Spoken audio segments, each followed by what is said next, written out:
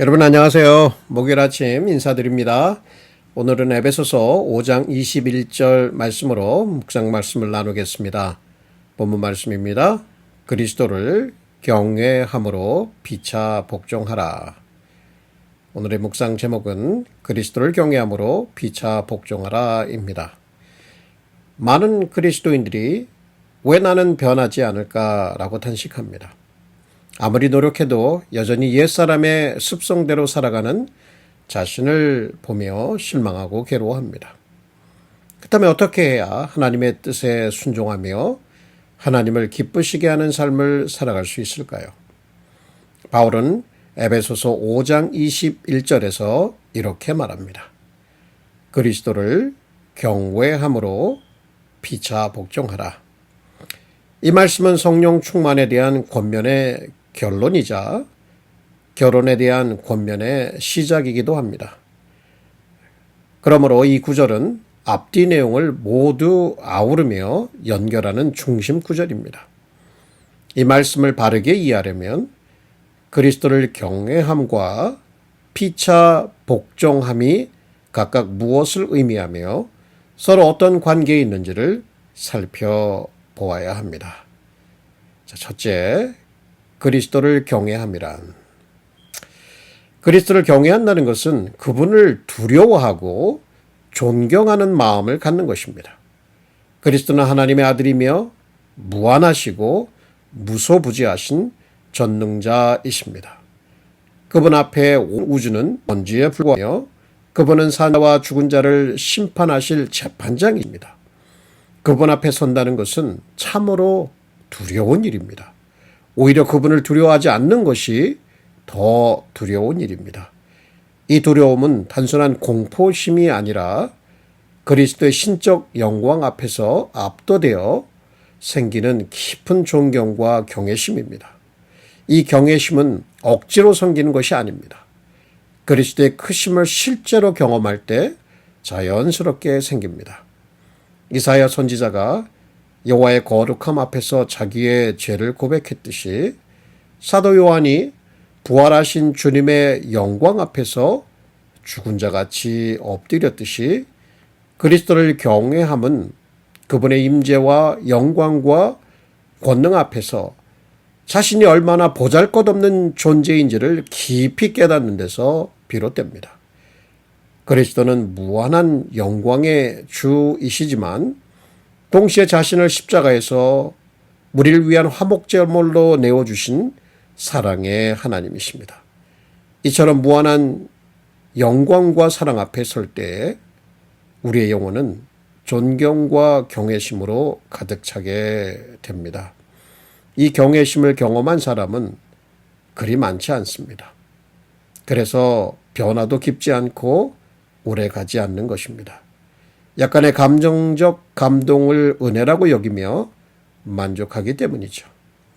사실 제자들도 바람과 바다를 명령으로 잠재우신 그리스도의 신적 권세를 경험하고 그분에 대한 놀라움과 경외심을 느꼈습니다. 하지만 곧 그것을 잊었습니다. 그럼에도 변화산에서 그리스도의 신적 영광을 체험한 베드로, 야고보, 요한을 생각해 보십시오. 그 당시엔 그 의미를 다 이해하지 못했지만 훗날 그 체험은 죽음 앞에서도 흔들리지 않는 충성으로 이어졌습니다. 이처럼 그리스도를 진정으로 경외하게 되면 우리는 변합니다. 그분의 말씀에 사랑으로 순종하게 되고 하나님과 이웃을 사랑하는 삶을 추구하게 됩니다. 하나님을 기쁘시게 하는 것이 곧 우리의 기쁨이 되고 주와 동행하며 주를 영화롭게 하는 것이 삶의 목적이 됩니다. 분명 그리스도를 경외함 속에 이 모든 지혜가 담겨 있습니다. 자, 두 번째는 피차 복종하라, 이 부분을 살펴보겠습니다. 피차 복종하라는 말씀은 서로의 권위를 인정하며 종처럼 섬기라는 뜻입니다. 여기서 서로는 유대인 신자와 이방인 신자, 학자와 평신도, 부모와 자녀, 지도자와 교우들, 부부, 주인과 일꾼까지 포함됩니다. 만일 이들이 서로 위에 군림하려 한다면 공동체에는 차별과 분열, 고통이 찾아올 것입니다. 복종하라는 말은 상대의 권위 아래 자신을 두라는 것입니다.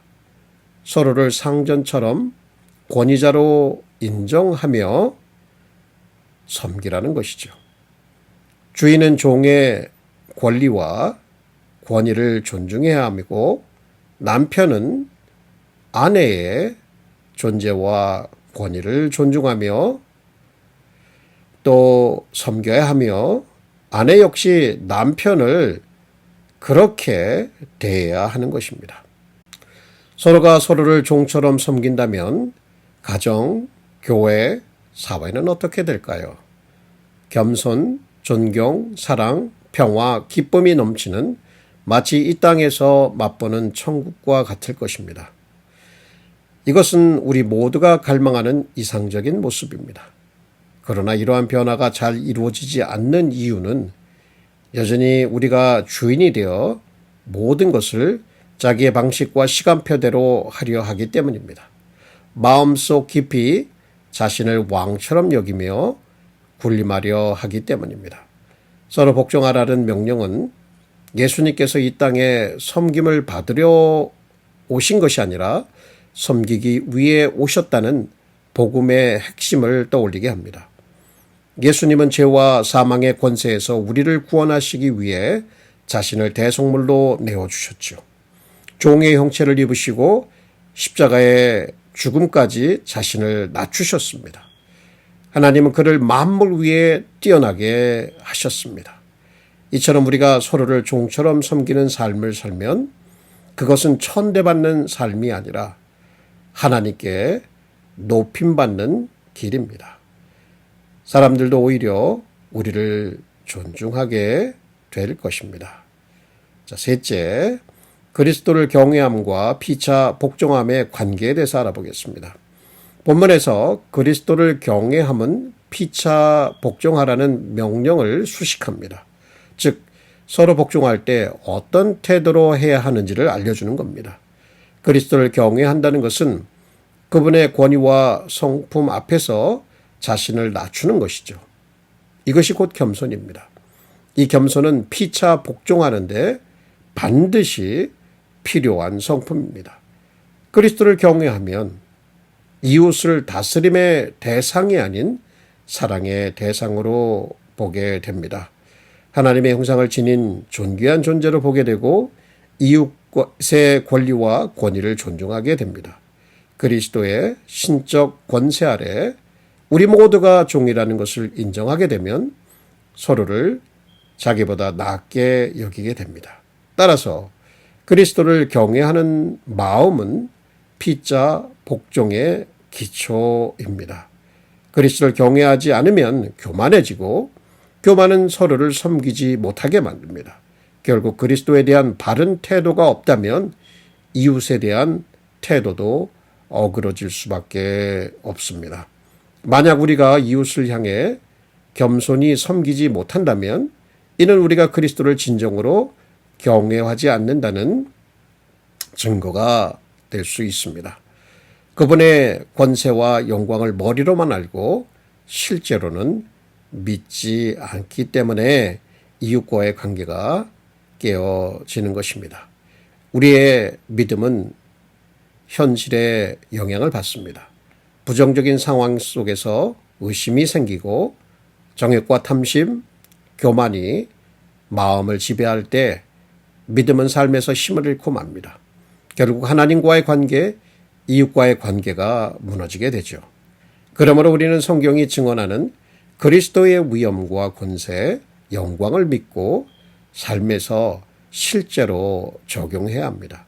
그럴 때 그분에 대한 경외심이 우리의 내면에서 살아 움직이고 그 경외심이 이웃과의 관계에서 지혜롭게 행동할 힘을 줍니다. 진정한 지혜는 그리스도처럼